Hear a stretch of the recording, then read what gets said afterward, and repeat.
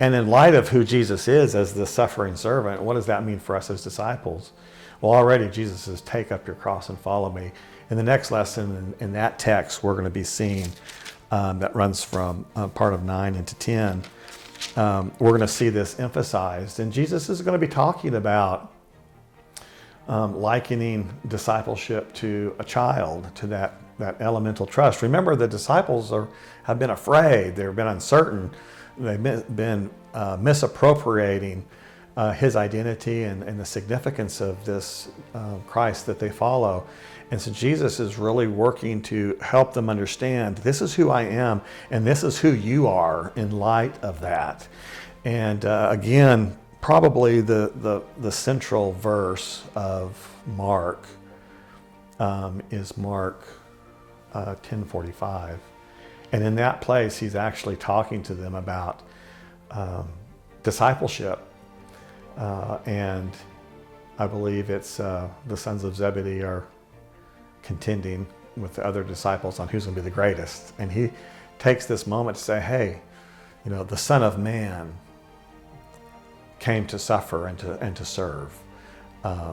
And so therefore you are called to serve, not to lord over.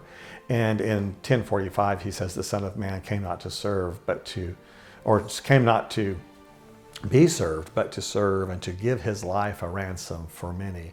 And so both of these lessons really focus on Jesus, who is the suffering servant who's come to serve and to suffer for the sake of the whole world.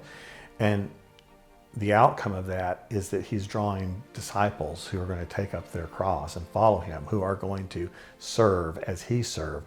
Only he can be a ransom for many.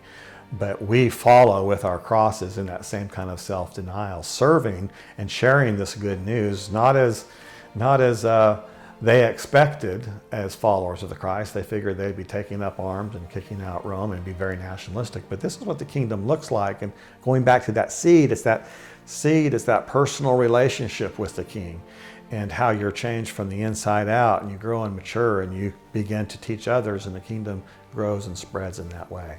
So it's a beautiful picture. But these two lessons are really pivotal for our study of Mark and understanding who is Jesus and how does that determine who we are as his disciples.